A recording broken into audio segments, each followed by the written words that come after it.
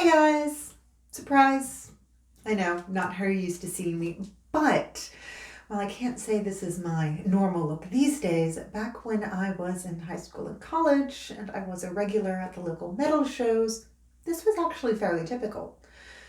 Now, I never completely fit in as a metal head, but I will say that it was the first subculture that I really did feel welcome in. They didn't look at me and go, "Oh, what's wrong with you? What are you wearing?"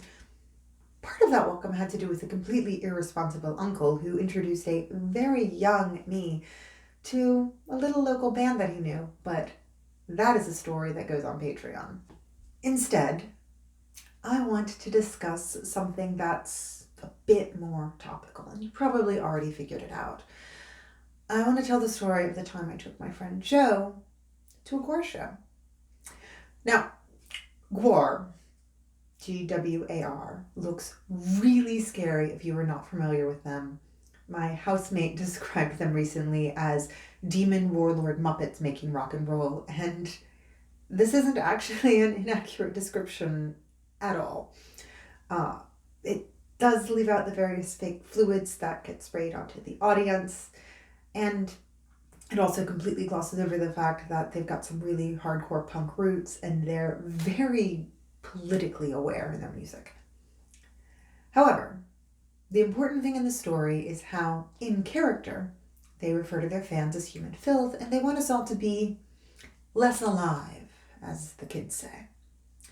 And like most metal shows, they do tend to have a pit, and they do tend to have that crush right up against the stage. So here I am. I'm not even old enough to drink yet, and I'm out with a big group of friends to see GWAR. Now, in Richmond, this is Richmond, Virginia, it's kind of a rite of passage to see this group. They're really a spectacle, and they're local to us, so it's really cool. And this means that I've got several members in this group who have never seen GWAR, and some of the people who are with us are actually not even in the metal scene at all, so they're kind of unprepared. When the first song hits and the crowd crushes forward, one of my friends has a panic attack. And all through the first song, little 19-year-old me is sitting here trying to hold the crowd off. I'm braced against that front barricade. Thankfully, we were right up at the front. But I'm trying to hold the crowd back. She's right in front of me. And I keep looking around for security, and they're just not there. Now, I find out later they're off to the side.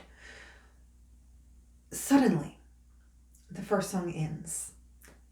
And in a moment that is completely uncharacteristic of a GWAR show, there's silence from the stage. And I look up and I find I am face to warty, gross face with odorous Irungus. He's got warts, he's got tentacles coming out of him, he's got horns, his armor is massive and covered in spikes and blades, and he's completely still, except for his eyes. And he locks eyes with me, and he looks left, and he locks eyes with me, and he looks left, and he locks eyes with me, and looks left. And finally, I realize what is going on, and I look over just in time to see another character in the band, MX2, pointing a security guard in our direction. Now, as soon as security starts talking to my friend, GWAR in all their force comes to life again. Jo gets pulled safely out and she's taken to the back. She spends the rest of the evening hanging out, chilling in the bar. She actually had a really good time, and the show goes on.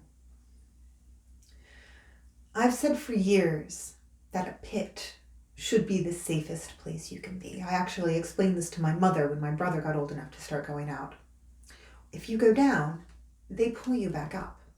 If somebody goes down and needs help, they should get surfed out to safety, crowd surfed. We as humans should never let our fellows be hurt or worse at these events that are supposed to be fun and safe for all of us.